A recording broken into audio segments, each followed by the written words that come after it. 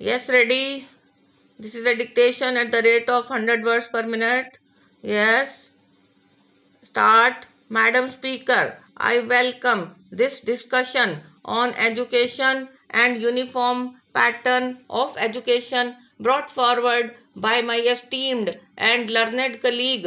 I also welcome the young team in the Ministry of Human Resource Development led by the Honorable Minister who is an engineer and trained MBA from the United States. First of all, I would urge them that let them give up the legalistic approach of his predecessor, Shri Kapil Sibbal. Shri Kapil Sibbal is a brilliant lawyer and he thought that he could change education by bringing in laws. But most of the laws which were brought by him in parliament have not been passed in the last 3 years. That is not the way to change education, sir. Education cannot be controlled from the center and it has to be essentially administered by the state. The center can help in advising them. The UPA government said that they would abolish exams up to class 10, but ultimately they were able to abolish exams only for CBSE and the class 10 exams remained everywhere.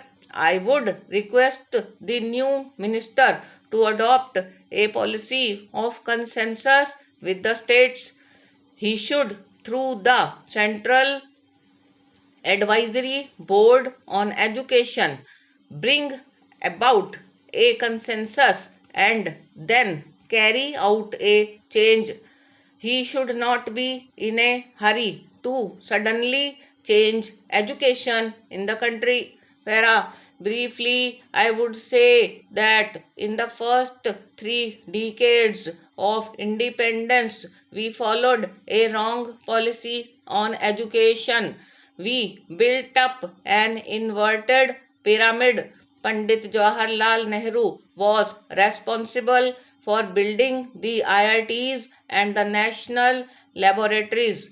But the primary education remained neglected in that period. It was Sri Rajiv Gandhi who, for the first time, thought anew about education and brought about a new national education policy. He started the National Literacy Mission for removing illiteracy and also started the pace setting Navodaya Vidyalayas in each district.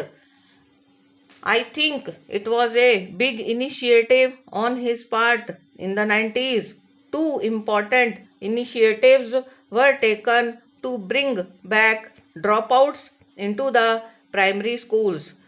One of them was by the UPA government by introducing midday meal, and the second was by the NDA government by introducing Sarva Shiksha Abhiyan. There is no doubt that the money from Sarva Shiksha Abhiyan has at least contributed to building one classroom and one toilet in all the primary schools of the country. Now it is time to give the educational structure a pyramidal structure with a broad base. It must benefit every boy and girl of this country. We have given them the right to education, but it must also taper to an apex. Higher education is not for everyone and it should be limited.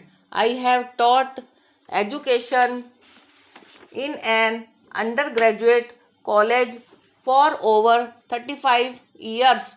I was a teacher of science. At the end of it, I feel it was an exercise in futility.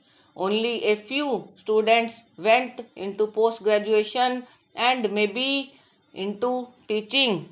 The others whom I taught are medical representatives, clerks in government offices, and so on. Thank you.